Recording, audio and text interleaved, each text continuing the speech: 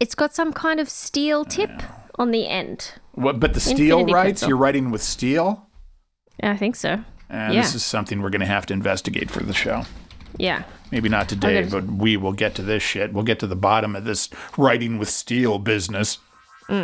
It's called the Endless Pencil. This is Total Babble. Total Babble. It's a show about music, pop culture, social media, movies, the internet, relationships, TV, whatever. Total Babble. The Total Babble Podcast. Hey, how's it going? I'm Stu, and this is the Crazy Cat Lady. Welcome to the show. Thank you. Okay, meow. Let's do a show. We have new news in your world, as if you don't have enough going on with the job and the kids and the pets. Now you have more pets, and you have decided that you're going to have, I think, 6 or 7 cats in the house. I don't know how many cats you've got there now, but you have more cats in your house. And to me, having more cats is never really a plus, because I'm anti-cat. I don't say run them over, but I wouldn't want to have cats either. Yeah, I was never really a big fan of cats, but for anybody who's new to the show, I'll give you a refresh. We have a cat who is terminally ill. He belongs to my youngest son, and we actually found him as a kitten in our garage. So he was a feral kitten, and he was adopted by my youngest son, and funnily enough, the crazy dog that we have, and it helped calm her down. So he became a very important part of our family, and he's about 3 now, and unfortunately, we're going to have to put him down soon. Last week was that son's birthday, and as a part of that, we went away and we did an ATV tour. When we got back to the headquarters for the ATV tour company, their shop cat had kittens. And the man heard about my son's plight and the sadness about the fact that his cat is getting put down soon. And He used it as an opportunity to thrust a cat upon you. 2 cats. So each of my sons was given a 3.5-week-old kitten. Can't just have one. They each have to have their own. No, well, funnily enough, my husband, who was super anti-cat, it was actually his idea to take both of the kittens because he's like, oh, well, we can't leave one behind, and they're identical, and he's had 2 cats in the past, and we did some research, and apparently they will help keep each other company, yada, yada, yada, and both of our sons now has a kitten. Fast forward, I have spent several days waking up in the night every 4 hours to bottle feed kittens. I didn't have on my 2024 stimulating the anus of a kitten to shit on my bingo card. But I didn't even know that was a thing before I disliked cats. when you get a kitten that is that tiny, their mother grooms them for them to do their business. All right. And so they don't know how to go on their own. So What for if the you don't last do little that? while- Won't they just back up and eventually it will happen naturally? That's the tact I would take. There's no chance I'm touching a cat's butthole. I have no idea. I'm not doing it with my bare fingers. I use like a warm washcloth or a Q-tip or something like that. But I've had to train them. They're feral cats, so they've never seen a litter box. So I'm having to train them how to use a litter box. They were exclusively on milk. They'd never been out of the box they were born in. Well, they were actually born in the back of an ATV, in the tray in the back. So we've transitioned them now to solid foods, and they're sleeping through the night. They are absolutely adorable, but they have been hard work. My favorite part was the text that I got that said, yeah, we got these 2 cats that came from a guy at a hot rod shop. Oh, if I had a nickel for every time I heard somebody say, yeah, we got the cats from a hot rod shop. That's a bunch of fun right there. Okay, well, now that you know where they came from, they came from a hot rod shop. Try and guess what their names are. Motor and Nitro. It is in that vein. Yeah. They're named after famous car guys. Oh, not NASCAR. No. Okay, I because you're in the South. I was a little bit concerned. I couldn't Not name a Bob single... Everett Jr. or whatever the F his name is. I don't know who that is, but no. I don't either. One is called Enzo, after Enzo Ferrari. Okay. And the other one is named Henry, after Henry Ford. Oh, all right. That's not bad as things go. That's all right. So they're both male cats? I mean, I think. Oh, they're going to be fucking everything. You're going to have to have so many cleaning bills and deal with all that. It's going to be terrible for you. No, it's going to be fine. They'll be fixed in relatively short order. We're going to get them neutered as soon as possible. Yeah, can you do that tomorrow? Can that be like your first thing? Get it done. Or I guess you have to wait or something, right? I mean, if I want to get a vet to do it, if I want to do it myself. Don't you bring in a moil for that? Isn't that why they have the moils there? You can get that going on. The cat moil. I think that's for a circumcision, not a castration. Oh, I don't know. It's the Catholics who do. It's the Catholics who do the castration. Yeah. When I had it done, I was very young. I don't even remember, so it could have been a veterinarian for all I know. Are you guys Christian or Catholics, or are you Jewish? We're technically Catholic, but we left the church because my mom is going to be burning in hell because she got a divorce. So, it's her fault. Fair enough. Yeah. So we were off, and I've just been doing stuff, keeping myself occupied, and I thought about our last show and was going through what we were doing. And remember my groundbreaking movement, the FTFF movement, where everything associated with Donald Trump, we were going to do hashtag FTFF to get the word out there about that guy. Well, how's it going? I went on the internet the other day, and I went to check FTFF, and I found that there were recently 16,000 hits for FTFF, and I'm like, hey, that's pretty good. I'm making some ground here. And then I found out that I should probably do research before I decide to make something a bit, because FTFF already stands for something that people are using, and I found this out after the fact. Apparently FTFF, she's having a great time with this. I can't wait. Is it some kind of rare childhood cancer? No, but almost. What is it? Like, I picture FTFF, fuck that fucking fucker. It has an aggressive, wonderful tone to it. And I don't even know what it relates to, but FTFF stands for Free, Total, Faithful, Fruitful. It sounds like some kind of Christian thing or something. Free, total, faithful, fruitful. That has nothing to do with Trump, as far as I can tell. Well, the thing that I enjoy about this is that if that's the hashtag that you're using in association with Donald Trump, there are thousands of people out there who think that you're a Donald Trump supporter. And that tickles me in a way that I cannot describe. I didn't even think about that. Thanks.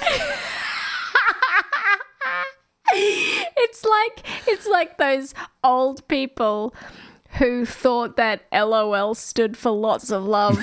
Grandpa died, lol. WTF, what was that, Modern Family? Why the face? But can't we take it over? Can't we co-opt it?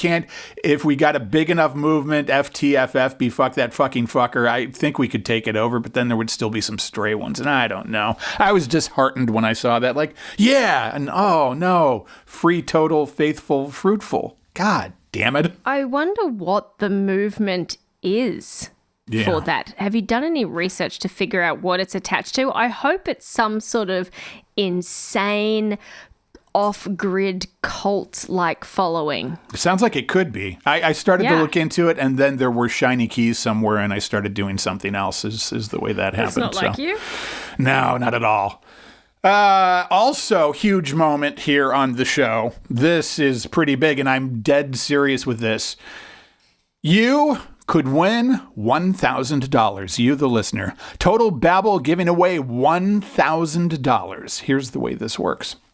You're going to want to go to your outline here. Remember how I got bike shorts because my ass hurt and I was doing that whole thing and I finally gave in and got bike shorts? Of course. How could I forget? The photo's on my wall just there in a frame. Well, not really, because I'm about to show you the photo. Good setup for the bit, though. I got the bike shorts because my ass hurt and I was never going to get bike shorts. I didn't want to be one of those guys. And then I was like, well, I'm a grower, not a shower. Don't want to be embarrassed. And we talked about me putting something into the bike shorts to take the picture. If you go to the very bottom of your outline, the secret portion of your outline, you will see the picture that I took and sent out to my friend. And I posted it briefly, I think, in a promo clip for the show. What do you see there? What's going on there in that picture? Great. That is some sort of either like a beer bottle or a classic Coca-Cola, like Mexican Coke, or like some sort of glass bottle with a lid on top, like a clamp lid. That's my guess. If only you were allowed to play the game, but you are not allowed to play the game. Here's the thing. Once we put this show together and I post it up, I'm also going to post this picture on our social medias, the Instagram, and TikTok. I'll do a promo video or something. I'll probably even find a way to put it in the Facebook, though I do nothing with Facebook. Here's the thing. I'm going to take it and post it up. And anybody listening, if you guess what is in my pants, damn it, I was going to play it like, no, that's me. That's all naturally me there. I don't know what you're talking about. That's me. Okay, but really, if you can guess what is in my pants, and you have to be exact because it's $1,000. It's a lot of money we're talking about. And if you get it right, I will actually pay it. But you have to be detailed and exact. You can't just give me some general answer that's correct. If you give me the detailed, exact answer of what is in my pants, I will send you a check for $1,000. $1,000 could be yours. And what I'm going to do to make sure everybody knows that I'm on the up and up is I'm going to write down the answer and I will put it in a sealed envelope and date it. And I'm going to give it to Bit Killer Debbie for safekeeping. She's terrible on the air. That's why we call her Bit Killer Debbie. She can't play along with anything. She's terrible on the air, but she is the most honest person. She could not lie if she tried to. She's incapable of doing that, incapable of lying, incapable of getting through a bit, but I will give her the envelope as evidence as to what it is, and then if somebody gets it, $1,000 could be yours. It'll be fantastic and fun. I can't wait. That's so exciting. I'm pretty Just happy for future reference, you should definitely tell me not to start guessing if I'm giving away hints. But I'm not saying if you were on the right track or if you were on the wrong track. You were on a track. I'm not going to acknowledge what track. Fair enough. Yeah, I wish you could win because you would be good at this. That's what I'm thinking. But you can't. It's one of the many perks of the shows is that you don't get $1,000. Maybe it's a Barbie or a banana or an insulated drink bottle or an infinity pencil. You have an infinity pencil now, which is like a mechanical pencil, but it's steel tipped, and you're saying it never stops writing and never needs to be refilled. And I don't understand how this can be. What the hell? Isn't it amazing? It's magical. And it isn't mechanical per se. It has a fixed tip. It's almost like a grown-up crayon. So it looks like a metal tipped, almost like an arrow at the end. And it just apparently writes forever. And you do nothing to fill it up. It just always works. Yeah. What if that's bullshit and they just make it so that it's going to work for like a year and then it runs out and then you don't care, you don't know, and you can't really come back on it on them because you've had it a year? I mean, they did give you some extra tips for it as well. Maybe it technically does have a refill, but that's the way you do it. You just change the tip.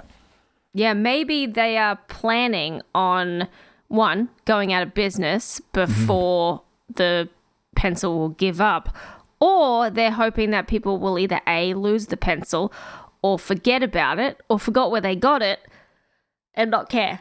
You know what I have somewhere? I have a Fisher Space Pen. It's like a pen that they use in space. You can write upside down with it, and it will always write. You can write on a wall because the cartridge is pressurized, and it's got a very nice, even, medium line to it. I like it a lot. And I'm like, that is my favorite pen. I'm never going to write with anything else, and then I lose it eventually, and I don't know where it is. It's around the house here somewhere. So I love pens. Sometimes, if I want to treat myself, I get a new pen. You may laugh. That was just so random and just so like something that was like something AI would learn and then say, I like pens.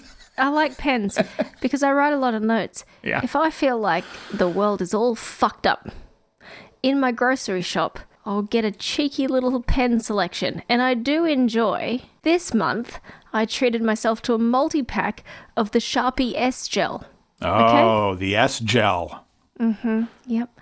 Smooth gel lines. But here's what I will tell you. Yeah. I do not like the grip. It is not cushioned. Yeah, no, but I you don't like want that. fun colors. So I Fun. like to get the purples, the pinks, the Fun greens, and the blue. cushioned is what you like. Fun and cushiony. Yeah. And I don't like ones that transfer. So it was my birthday last week. And in my birthday card, my family used my new Sharpie S Gel to write on the back of the card. It was a murder scene. It smeared all over it. It went all over their hands because you know how cards have that gloss Yeah. on it. It was Yeah. it was a pop-up card with sharks on it, and they wrote on it on the back, and it didn't dry. And so I picked it up. It went everywhere. It was all over them. It's kind of funny. You couldn't really read what it said anymore. But Having done that, it's a tough place to be because you're like, well, do I leave it like that or do I go out and buy a new card? And usually it's like, okay, I'll leave it like that. It's the effort and the thought that counts. Yeah, we were very far from civilization. And so we just left it like that. Speaking of which, have I got some complaints for you? I was excited about the show, and we'll get to it when you think that we have time. Yeah. But I would really like to play the role of you today and fucking complain about this terrible Airbnb that we stayed at. Ooh, that'll be good. I will put that on the list for next week. And apparently they didn't have good pens and no place to put your new feral cats. There must have been all kinds of issues. And by the way, happy birthday. I didn't know it was your birthday. I would have sent you a happy birthday had I known. Didn't come up in my Facebook. That's the only way I keep track of people's birthdays. Same. And I don't make a big deal about my birthday. It's just another day. The only That's the people way I who feel. care about it is my family. Yeah. It was also my 12th wedding anniversary. Happy Wow. anniversary to my husband. You and Robert, the drug dealer? Yeah. He celebrated by going to Europe. Which has got to be tough. He's got to be home more, I feel. And I was asking you about that the other day because we did a quick thing and I was just trying to get a feel for how your life was going. Like, are you getting some help? And I feel like we glossed over that really quick because we were just doing a quick thing. I would like help for you, and I know you feel better when he's around. And if there's anything I can do in that regard, like if you want me to pretend that I'm a doctor and you have a horrible disease or something and he needs to be around, I can play that role. Thank you. I do appreciate it. Because I know you like that guy. Yeah, I do. I life is better when he is around. On Monday night, I was having one of these moments where I was like, I am maybe not living my best life, where I realized that it was a certain type of spirit day at my kids' school the next day, red ribbon day or something, where they're supposed to wear red. My sons are growing like weeds. And also, who has red clothing? Yeah. Red is not a color for the How many people ages. work at Target? Very few. Right. But speaking of which, that is exactly where I went because, as we know, Target, friends of the show, we like Target. So at 9 o'clock at night, I put my kids to bed at 8, waited till they went to sleep, and then I left them home alone and drove to Target to get them red shirts. And it was also the food drive. And so I went and purchased all of the canned goods and food and everything to donate. And so it's 1:00 at night. I'm so exhausted. And I'm at Target getting all this shit. And you're probably like the 100th parent that has just shown up there looking for something red. And they're like, oh, we got another one. Yeah, it's another one. Show me to your red shirts. Show me your finest red shirts. Just fucking joking. Show me any red shirts because Right. that's the one I'm getting. And then the next day, I gave it to one of my sons. And then he came down in his regular school uniform anyway. And I nearly lost my mind. I'm like, why are you not dressed? He's like, it's optional. I was like, cool. But the option for you is to wear it. I said, why? But I did ask, hey, why do you feel, is it that you don't like it? He's like, no, I do like it. I said, do you not know how to style it? He said, exactly. I don't know how to wear that shirt. It was a red and black buffalo check, like flannel, Right. like a shacket or whatever. So I was like, okay, cool. If I style you an outfit, will you wear it? He's like, yeah, yes, please. So I created an outfit for him. And then he was like, oh, this is really cool. And then he wore it to school. And then everyone called him a lumberjack all day. And he thought him and another kid that he goes to school with was wearing the exact same styled outfit. So obviously it's fashionable. And so they were calling both of them the lumberjacks, but they're friends. So he had a cool little story. He was laughing about it. He thought it was really funny. I was like, were you embarrassed? He's like, no, it was cool. And people liked my outfit and they thought it was funny. So I was like, okay, cool. Anyway, this is what my life has become.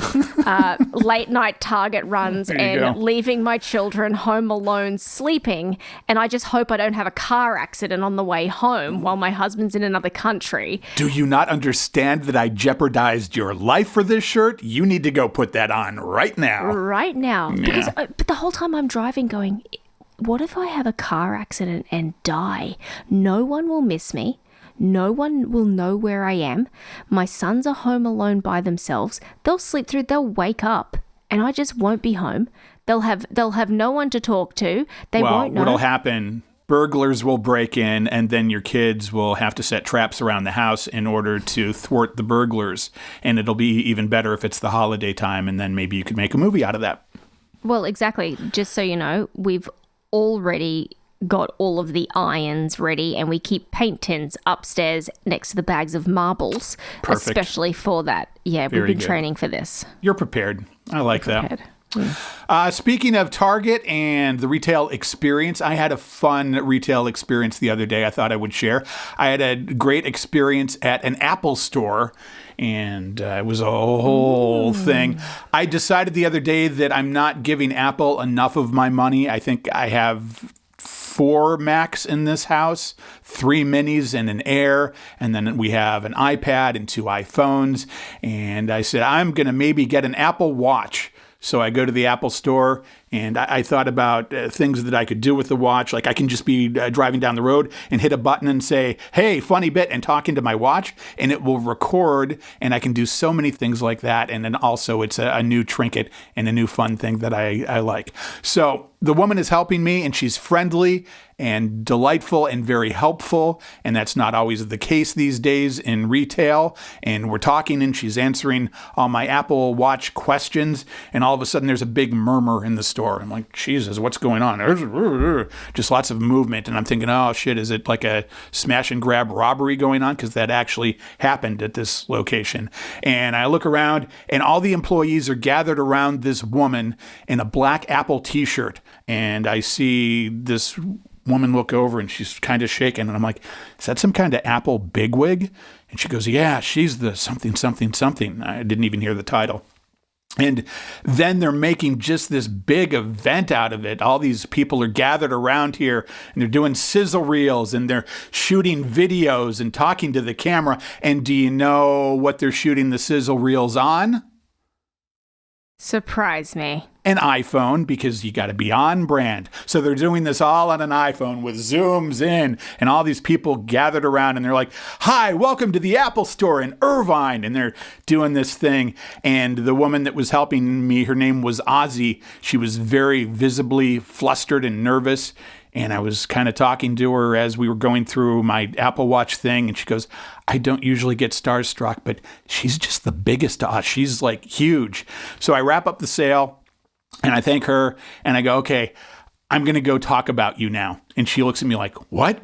So I go up to the black shirted bigwig, and I have never seen a human being like this once I got up close. Have you ever in your life seen a perfectly coiffed human being, literally with perfect skin? I'm not unsure that this person is actually a robot. She was so perfect. She might be AI that Apple has designed to run their retail locations. I think that might be what it is. Have you ever seen that in your life? No, I have not. Well, that was this person, and I just went, Jesus, that's weird. She's the perfect human being. Not hitting on her or anything. I didn't want to go there, not that kind of thing, but I just noticed, wow, this is somebody that is well kept, maybe because she has millions of dollars. And I said, excuse me. She didn't hear me. Excuse me. She goes, turns around kind of startled, like, who the fuck's bothering me? I said, I'm a customer, and I just needed to let you know that Aussie person over there that's helping me, really great, really helpful, doing a great job. I just wanted to let you know that. And the Aussie person, now I'm wonderfully ruining her day. She's all embarrassed and like, oh, and doesn't know what to do. And she said, well, thank you. That's wonderful. Thank you for being a customer. We really appreciate it. And I said, yeah, that Aussie person, great, you should keep her. She's doing wonderfully. And then I just walked off, and I just thought, how not typical is that for me? Me, the asshole, spreading some goodness here and there, and I don't bring it up to be like, oh, I'm the greatest, but I just put that out there because there are people out there that wouldn't think to do something good that would be like, oh, look at me, and you should do things like that. And if you have an opportunity to do something like that for somebody that legitimately deserves it, you should. And then I started researching, and that person really is a fucking bigwig. Her name is Deidre O'Brien, and if you go to the Apple site where it lists all their upper management, she is like the person that reports to Tim Cook about all of their retail stores. She's the head of retail. So it's like, wow, okay, that's what high-class Apple people look like. I think they're robots. I think they all might be robots because she was a perfect human being, and I just went, whoa, what the hell? Wow, that is amazing. And I'm so pleased that you did that for that person. That's she deserved nice it. She was cool. And even now where you call customer service, sometimes Apple, and you can't understand a word they're saying and it wasn't what it should be, I wanted to call her out for goodness. And the Apple Watch also has an app called Cycling. Turns out that has nothing to do with bikes. Huh. I opened that the other day. But good news is I'm getting my period next week. What do you mean you're getting your period next week? Punched it in. Cycling, that must be what I'm looking for. No, it's not bikes. Apparently it's yes, track your minutes, but I'm getting mine next week, so that'll be good, and I'll be a little bit happier and less bloated, I'm thinking, at that point. I track mine. Yeah. It's great. Yeah. It's great. All right, let's bring on a guest. We actually have a guest now that I didn't mention at the top because you never know if things are going to connect up electronically. Hey, Brandon, welcome to the show. Thank you, Stu. Thank you, Emily. What is going on? Well, it's Halloween, and aside from people saying spooky season, which drives me up a wall, and saying that adultoween is now a thing, we'll talk about that next week, we wanted to have somebody on that was a legitimate ghost hunter type person, and I heard you a couple years ago, maybe even, or a year ago, on Conan O'Brien's show, and I thought, wow, he'd be cool to have on, and we've been in contact. And first thing, let me just say this. I heard you on that show. Sona versus Emily in a fight. I'm pretty sure Emily could take her. Well, you know what? Yeah. I'd have to disagree with you. Sorry, Emily. But I definitely think with her rage and how she has such a hairline trigger, look at her the wrong way, and I'm pretty sure Sona's got that. Okay. Sorry, Emily. I'm sure you're a tough bitch, but unfortunately, I think I think Sona's got you in this one. Maybe we'll line that up one day. I'm nowhere near as clever as Conan, but all right, we'll go with that. You're close. So you operate Ontario's Most Haunted on YouTube, and you were in podcasting. And the one thing we're not doing right now is playing the Ghostbusters theme, because that would be lame. And I just wanted to have you on to talk about stuff. And I guess going back to the start of what got you into all this paranormal stuff, what brought that on? What made you believe? This is actually kind of funny. So, my mom was the one who really ended up getting me into it. She's had a bunch of experiences of her own as a kid, and when we were growing up, she would always end up having those ghost hunting shows on TV, and it started ended up getting me really into figuring out, okay, is this stuff actually real? Does this stuff actually happen? And it turns out here in Canada, you can't get away with this nowadays. But here in Canada, there was an actual show on the Canadian version of Nickelodeon where they would it was a competition show where they would send kids into haunted places, all geared up, cameras, equipment, everything, to go in and investigate some of the creepiest places. And they would start off with 8, then it would go to 4, then it would go to 2, and it would be one of those competition shows.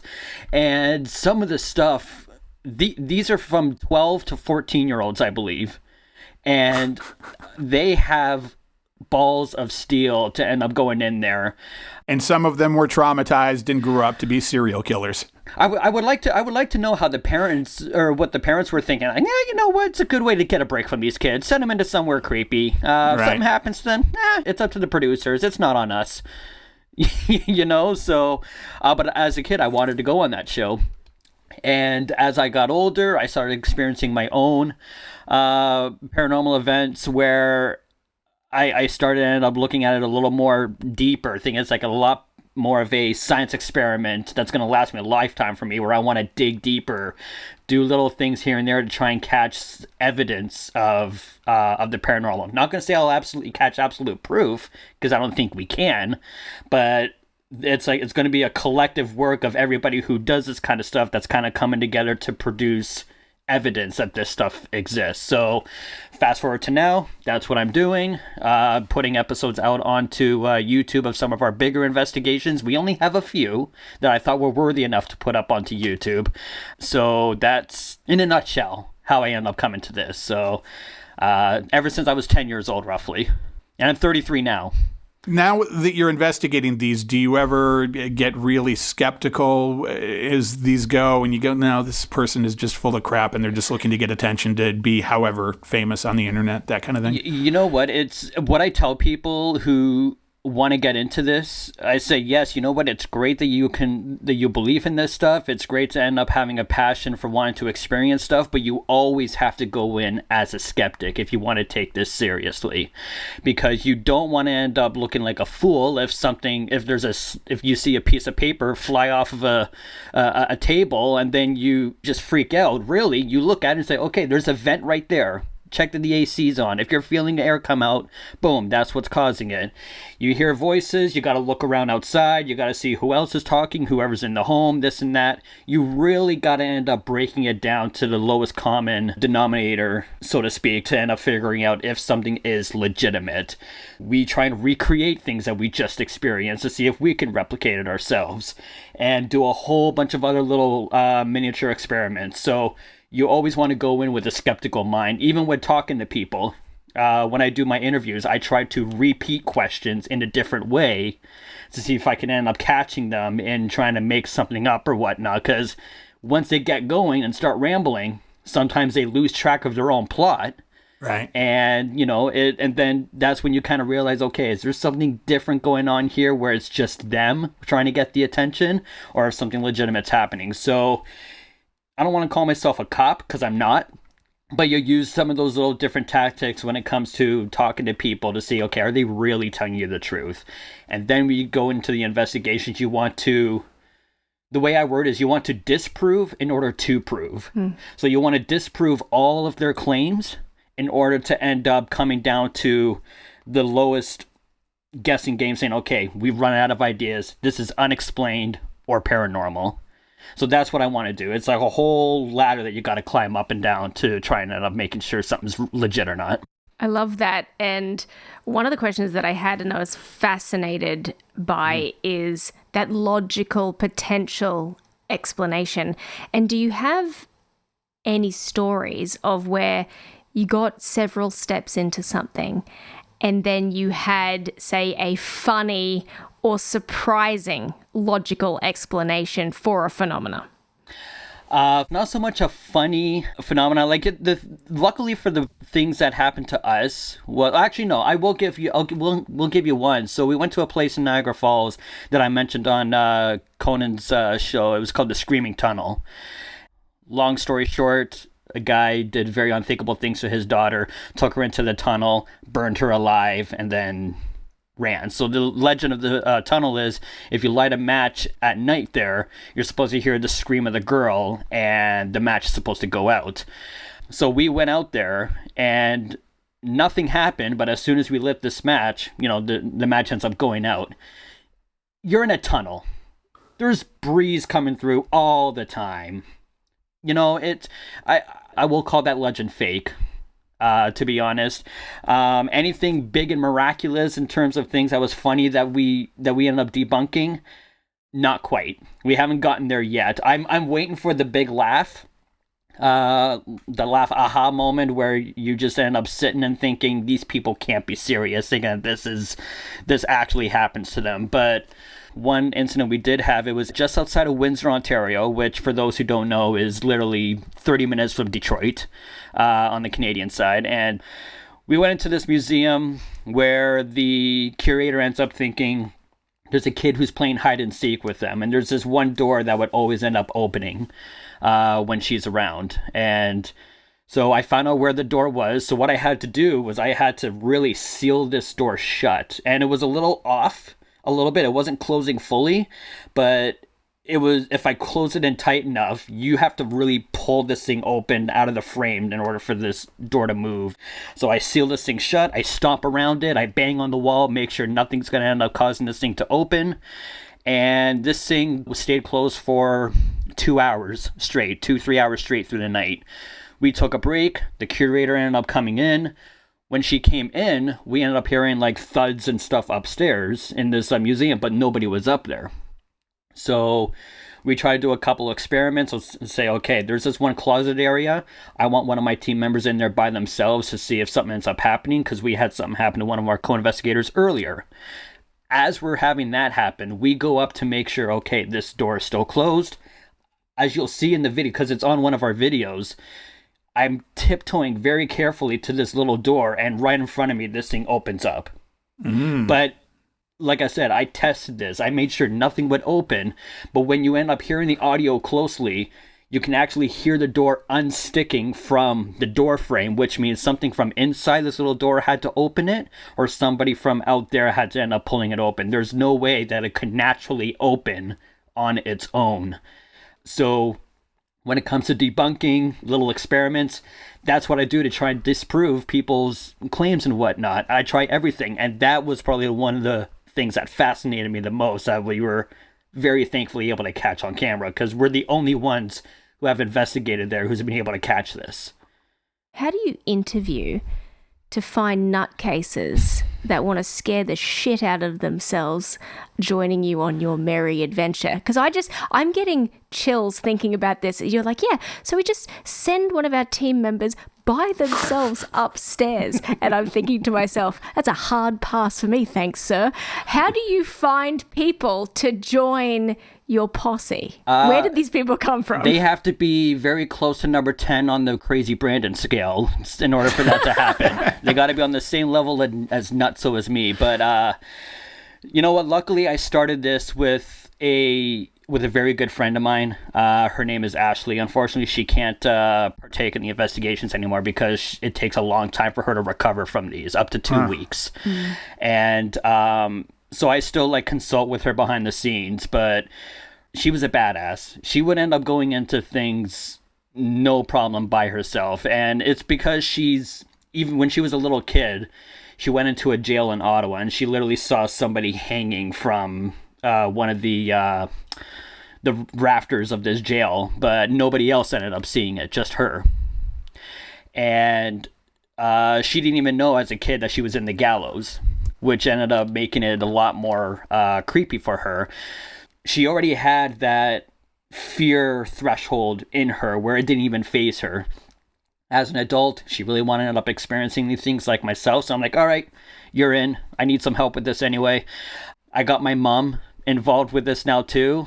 she actually does a really good job. I got another guy who came on who was a real estate agent who had experiences himself, and he's actually caught some of our best evidence at the Screaming Tunnel, as well as another place that we haven't ended up posting yet, where things were happening to him, and we were catching voices on digital recorders that we couldn't hear with our own ears, but he ended up catching it when he was doing these little sessions. So it's all about people who have an open mind, who also have a skeptical mind, who want to end up going into these places in the middle of the night by themselves because it's a bit of a thrill factor for us too. We love roller coasters, we love thrill rides. And it's not because of the entertainment, it's because we like those steep drops, we like those whoa moments. So you have to have that kind of personality as well to end up going interacting with the paranormal. That would have to be a rush, I'd think. You'd feel that adrenaline. Absolutely, because it's not like a play, it's not like a movie where everything's set up and you know what's going to happen. You don't. You may have a plan, but things can change very quickly based on what happens, and things could be so drastic where you might have to get the fuck out of there. So are Canadian ghosts nicer than normal ghosts? Are they like, ooh, sorry to frighten you, eh? Because I always say Canadians are better than normal people. Therefore, I'm wondering if Canadian ghosts are nicer. They check on hockey scores, that kind of thing? They do. Okay. They do. They kept me up to date one time during the playoffs a few years ago, which was quite nice. No, we actually went to this one place where Ashley was talking to this, supposedly talking to this one spirit, and she was using something called an SB7 spirit box, which is basically a modified radio that sweeps through radio signals at a very high speed, where all it does is produces static and a white noise, and it allows whatever is there. The theory is it allows whatever is there to communicate through the static and the white noise, and then we can end up hearing it through this radio speaker. So she's talking to this little kid that was in this room, full on conversation, and she said something like, well, I'm happy that I was able to end up spending time with you in this room, and we're gonna go, and literally ended up saying thank you. And I'm like, what does that? Right. I've never heard that before. It was somebody who was just so polite and so I'm guessing thankful for the company that we ended up giving it, where it actually ended up saying thank you. Yeah. Thank you. Sorry to scare you, eh? Yeah. Well, I think there was an A in there, but we couldn't end up catching it clearly. But it was just so cool. It was so cool. That's one of the most polite ones we've encountered. That's funny. How often do you get a really good one in those that you check out? And do you ever get them that are really aggressive to like the point where you feel threatened? Yes, I've had one, and it wasn't me who felt. Well, I felt threatened vicariously through what happened with Ashley in the moment when we visited this one location.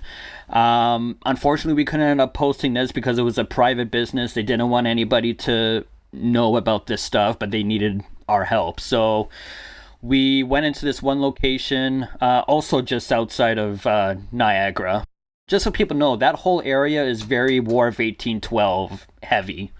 So there was a lot of war, a lot of, death that ended up taking place in that area. One of the bloodiest battles of War 1812 took place. And is that what Lundy's makes Lane. places hot spots? Is that what does it? Lots of congealed death, I guess, for lack of a better word? A lot of negative energy, a lot of emotion. It's like a stain on a shirt. Once you end up having that stuff imprinted into the ground, it stays there, and it's very difficult to end up getting out. So we went to this one location where this woman needed our help, and it's probably one of the creepiest EVPs, which is called electronic voice phenomena, where, as I mentioned before, you get a voice in a digital recording after that you can't hear with your own ears, but it's very clear on the recording. I said something like, is anybody in this basement? Can you speak to us? And very clearly you hear, I want you to be gone. So it's wanting us to end up getting out.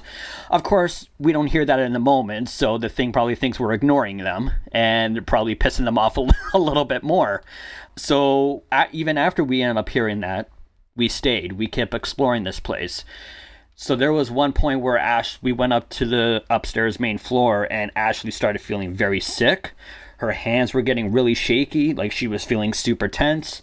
We were catching these weird, like, DNA-looking strand light things that were, like, moving over her and then around her.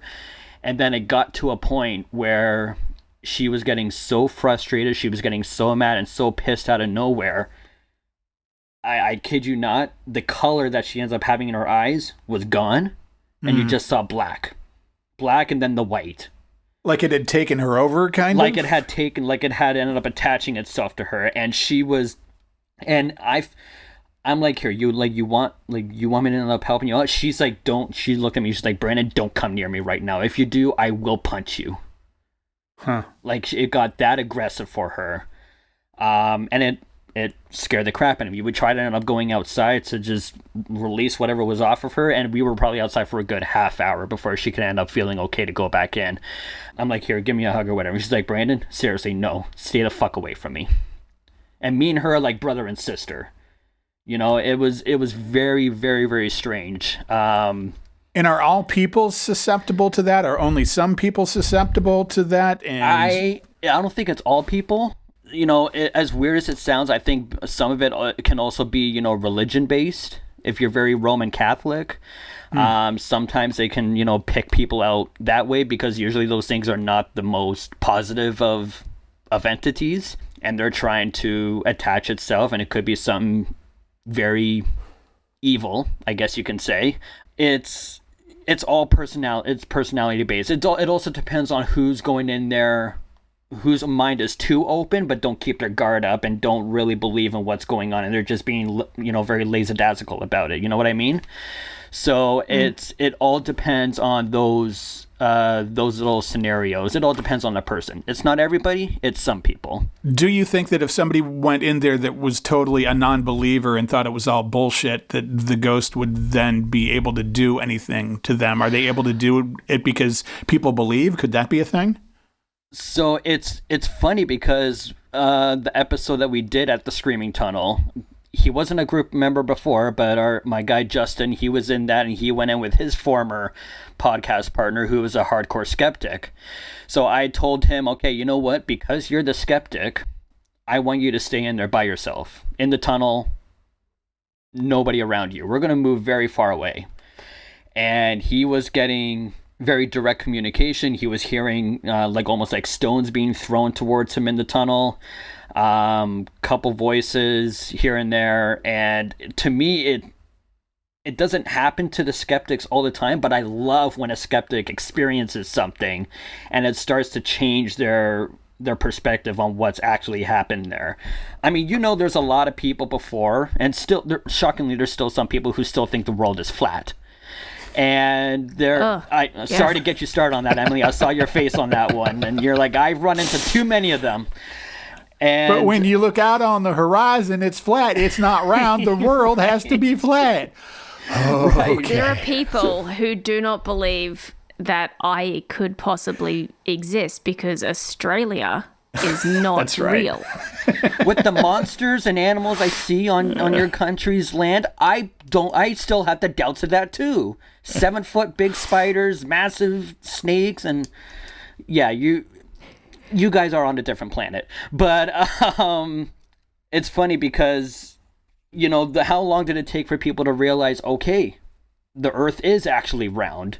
Everybody starts off as a skeptic about something, and it takes experience and moments to end up coming to a realization that what you once thought is actually not the case. You have to, over time, over age, your mind opens up a little more, and it's amazing to end up seeing that happen in the moment, like what ended up happening was with us at Screaming Tunnel, where a skeptic slowly starts to open their mind a little bit and really becomes slowly a believer.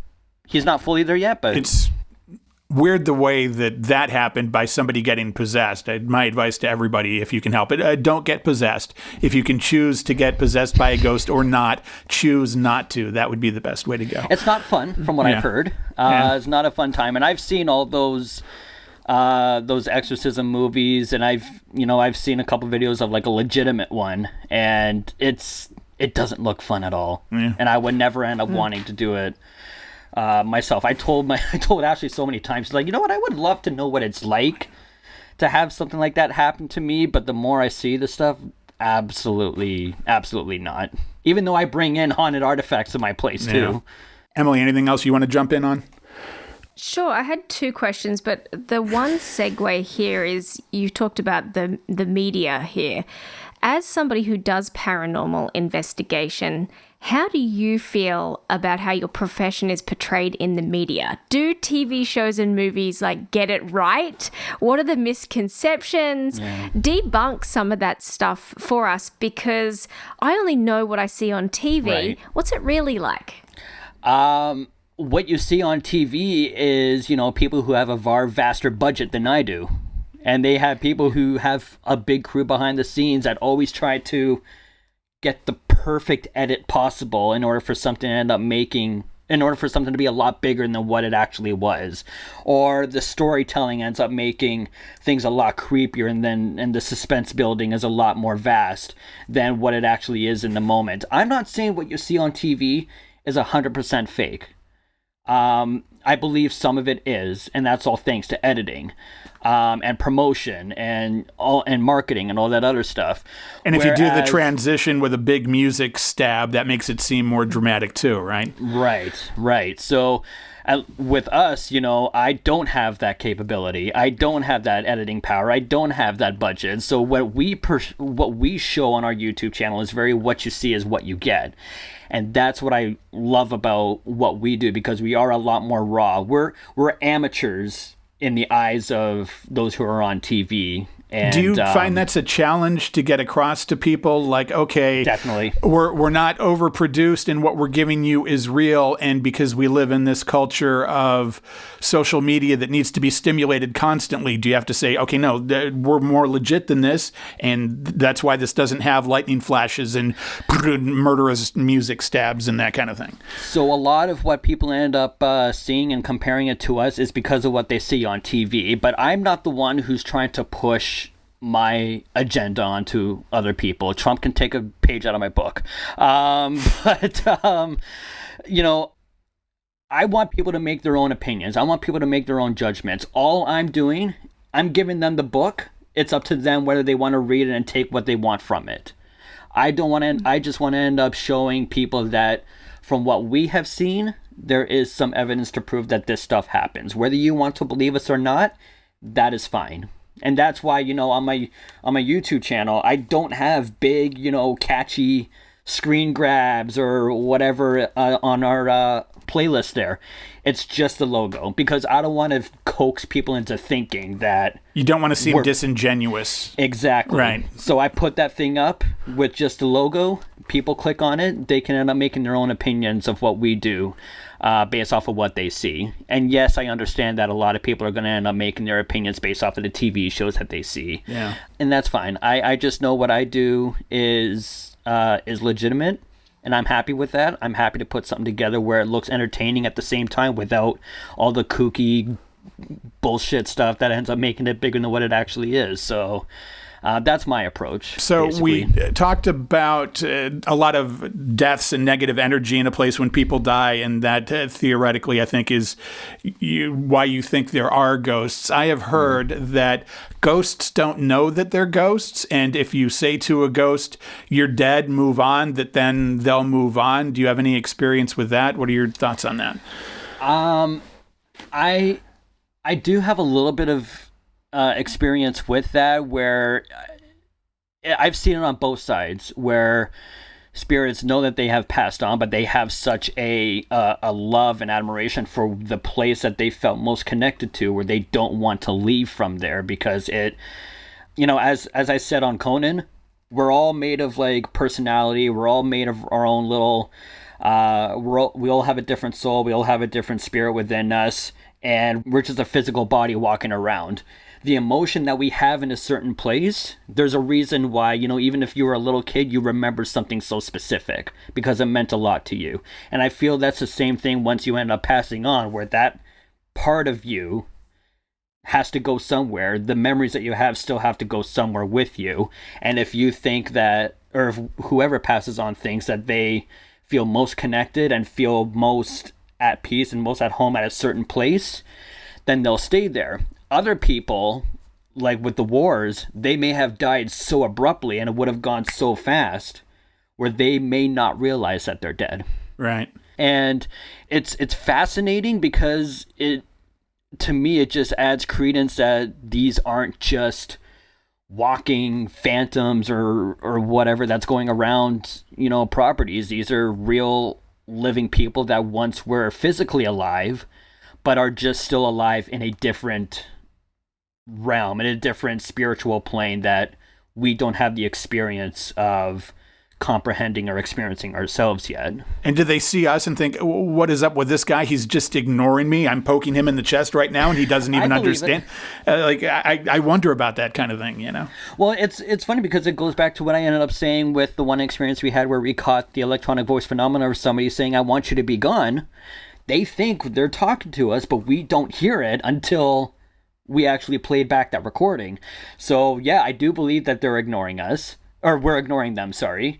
And hopefully they have an understanding to that. But some cases, they'll give hints that they want you to leave, and that's when things start happening where the stuff starts being thrown at you off of shelving or off of cabinets or tables and whatnot. So I think there's still very much people where you can only be annoyed for so long until you blow up. Yeah. Do you think that there are, or have you been faced with any ethical boundaries, or have you ever felt conflicted about what you're doing? And the things that are coming to mind for me are when you're working with a particularly sensitive situation, a grieving family, a sensitive situation, sensitive historical sites, maybe sensitive places like cemeteries.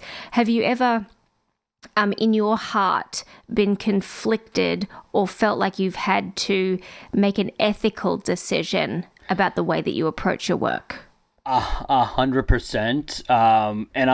And I won't end up getting into detail, but a family member of mine, their daughter had committed suicide, and he always ends up seeing her around, or always feels her around, and even pictures, there were things that came up that he really believes were her that was showing up in them. And when I talked to him about saying, because she loved this kind of stuff too, and I said, would there be an opportunity where you can kind of reconnect with her in one way to bring in people she loved watching on TV and just have that last little connection with? I would have to, stuff like that, I'd have to end up phrasing in a way where they may be open to it because of the situation. And obviously they may end up saying no, like my family member did. And that's completely understandable. I would never want to end up, forcing myself into a situation where I'm disrespecting the memory or the situation of what may have ended up taking place in these scenarios. I'd never want to investigate graveyards. I think that's too gimmicky, and I think that's too cheap. You know what I mean? So I always try to avoid those. Funeral homes, I don't want to do that either, because there's still people who are coming in and laying their families to rest. I would never end up wanting to do that either. And here in Canada, I'm not sure if you guys knew, but a few years ago we had residential schools that were unearthed where there were thousands and thousands of unnamed children because of the Aboriginal children that were being thrown into these Catholic or Christian residential schools. I heard about that and heard reports on that, and that is the thing I forget because so many of you people are so good. You were terrible to those people.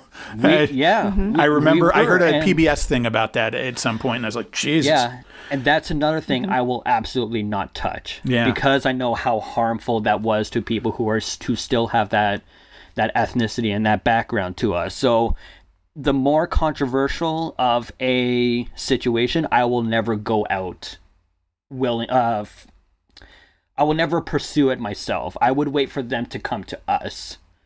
I would never want to end up trespassing on their boundaries or their emotions. Because you're chasing it down, and then it's like you're an ambulance chaser at that point, and you don't want that. Exactly, and I don't want to feel like I'm trying to end up rehashing old wounds just for my own entertainment or my own thrill. There's something really sick about that, and I would never end up doing that to a family member or a group or a culture or anything like that. Seems like you're not exploitive, and I like that about you. Absolutely not. Absolutely not. I've had exes who've tried to exploit me. I know how that feels, and I will never want to end up doing that to other people either. So, what is the scariest experience you've ever had? I wouldn't say it's the scariest, but it is the most unusual and most unexplainable experience I've ever had, and it didn't even happen while I was investigating. I was running a pizza joint just outside of my hometown, and there's theories that go around saying that, and forewarning, Stu, I know you may want to go type up this thing and go take a look at it. This is my warning to say, no, don't do this right now. Okay. But there's a certain doll that's in a museum in Las Vegas that Emily's losing her shit right now. I think Emily knows exactly what I'm talking about. And the doll begins with a P. Okay, so this she is knows. like, don't even say the name. Jeez. Yeah. And it's in the glass case. Yeah. Yep. So, it's not Annabelle. I think it's something that's even worse than that. So it's been known to, really fuck with people's electronics if they try to look at it, even through pictures on their computer screen or their phone. So I was watching a show where the guy owns this museum. His name is on it. And they were investigating the doll during the pandemic. I was watching this on my phone. Very key point there. So I'm watching, and the phone starts ringing at work. One of the guys goes to pick it up. No answers, and okay, fine. It's probably just a wrong number. Then he goes back to keep working on what he's doing, and then the phone rings again. Picks it up. No answer. Rings again. Picks it up. No answer. And I said, okay, I need to make sure this isn't a prank caller. Well, first I actually contacted the owner and said, do you know of any problems with the phone lately? Because we can't seem to get the person on the other end. And he's like, nope, not a problem. So I said, okay, I want you to stand by the phone. The very second it picks up, I want you to pick it up quickly. Picks it up, boom, dial tone. No answer, nothing. Hangs it up. Well, whose fucking phone starts to ring while I'm watching this thing? Mine. My personal cell phone. I pick it up, and it's all zeros and unknown name, unknown number. Pick it up, dial tone. Close the call. Pick it up, it starts ringing again. Pick it up, dial tone. And I'm like, this is fucked up. I don't know what's going on. This is creeping me out. So then the guy starts getting busy. I pause the video I'm watching, and we're at our little kitchen make line there for a good 5 minutes. And I look at him and I said, haven't you noticed that the phone hasn't rang at all while I've had this episode paused? And he's like, okay, yeah, that's kind of weird. So I joke around with him. I said, I swear to God, if once we're done this and I continue this episode and one of the phones start ringing again, I'm throwing my goddamn phone out the door. I don't care if it's a $1,200 phone or not. Whatever. So we stop, resume the episode. 30 seconds later, my phone rings again. It's unknown name, unknown number. Pick it up, dial tone. I stopped watching the episode completely, and it never happened since. Wow. Well, I thank you for not telling us the name. That'll make me feel better. I can tell you post recording because I don't want this. I don't want that. But, do not say it, please. Well, Emily knows what it is, so she can do what she wants with it. But yeah, that was probably one of the most creepiest and unexplainable things I've ever ended up happening, and to me, it was crazy because I never believed that they can do stuff with your electronics even though you're not there physically. But it's true. It happened. I had a witness to it. That was probably one of the most creepiest and unexplainable things I've ever ended up having. Well, Brandon, the ghosts have got your number. They do, and I haven't changed it since. Thanks for fucking telling me that. There you go. Thanks for the terrifying reminder. If there was one place anywhere in the world, because this is obviously your profession and a passion area for you, if you could go and investigate any location in the world, where would it be and why? One of the I'm trying to remember what the hell the name of it is. It's just outside of Rochester, New York. It's basically The Conjuring's twin cousin with how intense this place is. God, I wish I knew the name of it. It'll come back to me later, 3 a.m. But the other place I would end up having in mind would be, so there's a place here in Toronto called the Keg Mansion. The Keg is a restaurant chain here in Canada. There are some in the States as well. And it's a beautiful steakhouse place. But where they have this restaurant located is in a massive mansion where family had ended up living before. And Ashley had a friend or a coworker that used to end up working there. And they have seen those little toy tricycles literally going down the hall with nobody on them. Bathroom doors in the male's washroom slamming shut with nobody there. They have seen a woman hanging in the foyer up there. It's literally something out of a Stephen King novel. So unfortunately, because it's a corporate entity, it'd take a very long time for me to end up getting access to this place. But that's one dream location. And the other place is in Mexico, and it's called the Island of the Dolls, where there's a bunch of creepy dolls that are literally like hanging on trees there, in hanging up in this little sheltered hut they have there. I heard that place is extremely, extremely creepy. And I do have a doll that's literally right here that I might actually end up donating to that place. And you know what? Just for the shits and giggles, as I drop my phone here. Oh my God! It just fell on its own. Okay. It looks like Michael Myers. Video purposes, it's got a receding hairline, and it's one of the creepiest dolls I have. Easily scared. Yeah, and I don't need to be a part of that. I might end up donating that thing there because I can't keep that. I'd get rid of it immediately based on anything. Yeah. So yeah, there's one place in New York that I can't remember the name of now for some stupid reason. The Keg Mansion, and then the Island of Dolls in Mexico. Those are my top 3 places that I really want to investigate. It's on my bucket list. All right. So you said you've got one coming up in the States soon that you don't want to reveal the name of. You're probably going to be investigating Mar-a-Lago, aren't you? You're going to Mar-a-Lago. Those haunted documents that don't exist that I will unearth. Yeah. Yeah. You know what? It's funny because when I sent you that rundown, I had the name of the place in New York, and that's the place we're investigating in February. And now, for some reason, I can't freaking remember the name of it now. Something doesn't want you to say it, clearly. But it's definitely, I'm definitely looking forward to that. I would go to the Conjuring house, but there's so much controversy going around that right now with the owner where I'm not touching it. Wouldn't want to. There's no need. Yeah. Just don't go do scary things. What's the controversy? Oh, just the owner had fired people for no reason. She's blackmailing people who are trying to help those who were fired, go into a whole false accusations about things, saying I'm going to get a lawsuit, and clearly this person just needs a lot of help because they're not stable. So there's a whole thing going around saying boycott Conjuring house for now until this person either doesn't own it or gets help. So that's I don't want to get involved with that. I don't want to be affiliated with that circus. So yeah. Well, we'll leave it there. Brandon Chasen operates Ontario's Most Haunted. It's on YouTube, and anything else that you want to put out there, social media, any other contact stuff, any other things you want to promote? Facebook, you just go into Ontario's Most Haunted on Facebook, and we do post videos that are exclusive to Facebook that we're not going to end up putting onto YouTube. So we have those up on there, our social media on TikTok and Instagram. We're kind of slowly building that base up again. So those are the places where you can end up finding us. And yeah, there's a few episodes up there. Obviously, it's been a while since we've posted, but that's because we take our stuff pretty seriously. So if you go to subscribe on Facebook, be patient with the content. It's getting out there. We just want to make sure that it is good enough where you guys will end up getting enjoyment and entertainment out of it as well.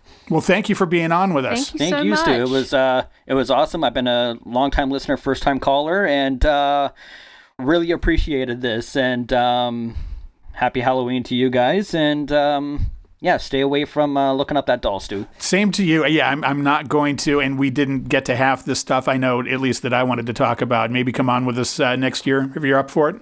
Would love it. Would absolutely love to, man. Emil, that's you? That's me. Yes. Esther Visa. Thank you. As always, an absolute pleasure. Brandon, thank you. I learned a lot from you today and just so fascinated by what it is that you do. And I'm really interested to go and watch some of your videos. Well, I got to be an expert in something, so it might as well be this. So that's what I keep saying, and then I never find it. Thanks, you guys. We'll talk to everybody next week. Thanks, everyone. Okay, you know how this goes. Like us, subscribe, tell your friends, write a nice review, engage with us. We're Total Babble on Instagram, on Facebook, on TikTok, on Threads. Email is show@totalbabble.com. The Total Babble Podcast.